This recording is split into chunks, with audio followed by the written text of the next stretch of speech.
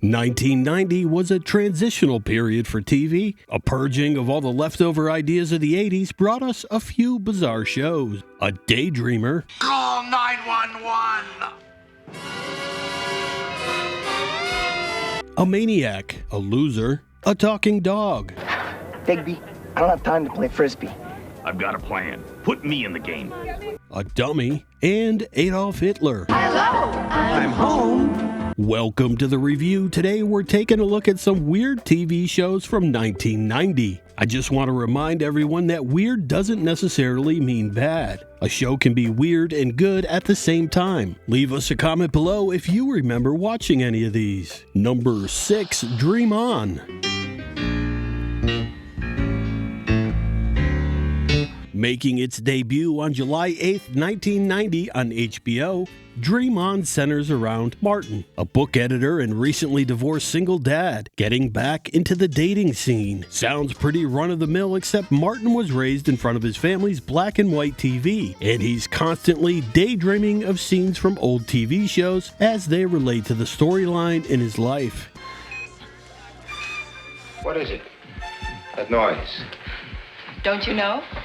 It's your heart beating. It's pounding and pounding and pounding. Even though this seemed weird at the beginning, the series was massively popular and would go on to run for 6 successful seasons with a total of 120 episodes. John Landis is credited for directing 17 of them. Dream On was one of HBO's first hit original comedies and was later syndicated on Comedy Central in 1996. However, it was heavily edited to remove language and nudity. Number 5, Get a Life. Chris Peterson, played by Chris Elliott, is a man in his 30s who refuses to grow up. He still lives at home with his retired parents and works as a paperboy. On the surface, it's your typical 30-minute sitcom, but as you watch, it's quickly evident that this was something different. The fact that Chris dies a total of 12 times throughout the series makes this show weird alone. The weirdness doesn't stop there, however. The storylines are very surreal and somewhat insane. Fox executives really didn't like the show from the start, but the popularity led to a second season with a total of 35 episodes. The series aired its final episode on March 8, 1992. Elliott's real-life father, Bob Elliott, played his father, Fred. Fox was hesitant to air Season 2, Episode 11, titled Spewy and Me, which was a spoof of the movies E.T. and Mac and Me, except Spewy the alien gets eaten by Chris and Gus at the end. Probably the most memorable episode of the series. So where is Spewy? I beat him to death with a rake. What? Well, sorry, kid, but I had no choice. The thing barfed on me one time too often. I'm starting to get a skin rash. So you can clearly see it was simply a matter of self-defense. Oh, no. Oh, my Spewy is no more. Kid, I'm all for a suitable period of grieving, but enough is enough. You know what they say, tragedy plus time equals comedy. Life has no meaning for me anymore. I don't care if I live or if I die or if I get really, really fat. Watch. There, see?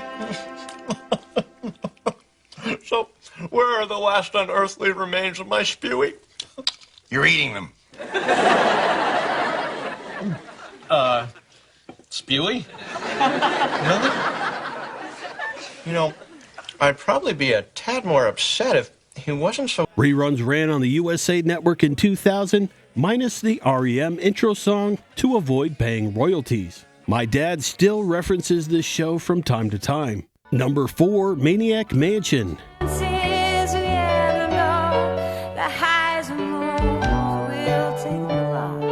A Canadian import, Maniac Mansion was brought to us by Lucasfilm and developed by Eugene Levy. The series follows the Edison family Fred, who is an eccentric scientist and inventor who works out of his basement laboratory, which is partially powered by a mysterious extraterrestrial meteorite. Many episodes revolve around Fred's outlandish and occasional disastrous experiments and inventions. For example, Toddler Turner is a fully grown man with the mind of a child. You're gonna be a regular kid again. I don't want to be a regular kid again. Sure you do, Hulkster. Why? Will I still be able to make little balls out of bean cans? Mom, you want to field that one? And Harry, the housefly with a human head. The series premiered on YTV in Canada and the Family Channel in the US on September 14, 1990. Even though it shares the name of the 1987 video game, the series was toned down and shared only a handful of similarities. The cast was primarily made up of alumni from the Toronto comedy troupe The Second City. The series was widely popular and ran for 3 seasons with 66 episodes. It continued to air in syndication on the Family Channel until 94, on YTV until 97, and later on Canadian Channel Showcase until 2002. Say goodbye a little longer, make it last a little longer. Here's to a Fred's long-lasting Christmas with Big Red. Number 3, What a Dummy.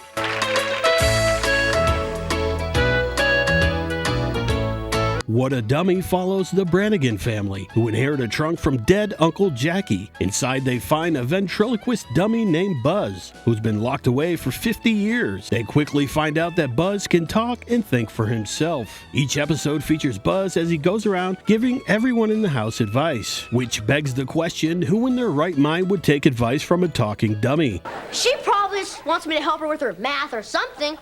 Take my advice. Go for the something. We can also hear Buzz's inner thoughts. Oh, what a tangled web we weave. The animatronic dummy they chose to use looks like it's straight out of a horror movie. The series ran in syndication for 1 season, and the reviews were mixed. While the majority of viewers hated it, a select few loved it. Number 2, Doghouse. In the doghouse.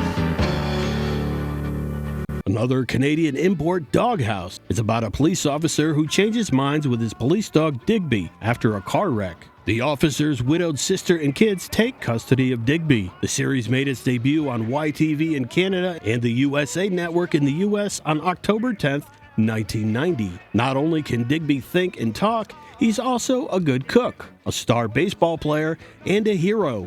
Yeah, and it isn't easy cooking waffles without thumbs. That's right. I'd forgotten what a talented chef you are. Are. Uncle Digby, a chef? I thought the only thing you could make were lawn patties.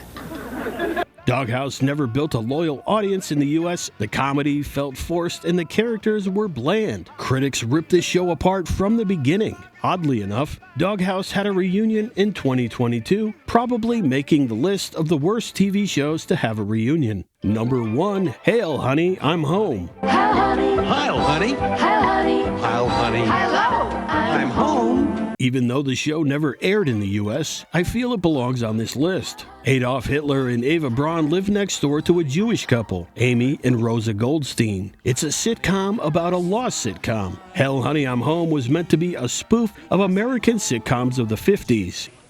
I'm a very, very bad Hitler. Come here, babe. Don't touch me. You've been late for your dinner every night this week. Ava, babe, please. I'm the Fuhrer. I'm a busy man. I can't just walk off the job at 5 o'clock. The series was immediately pulled after the pilot aired. It's quoted as perhaps the world's most tasteless sitcom. Most reviews contain the words bad taste. 8 episodes were shot, however, only the pilot episode aired. The pilot episode is on YouTube, and you can judge for yourself. Well, there you have it. Weird TV shows from 1990. Don't forget to leave us a comment below if you remember watching any of these. As always, thanks for watching, and if you've enjoyed this video, please subscribe for more videos just like this.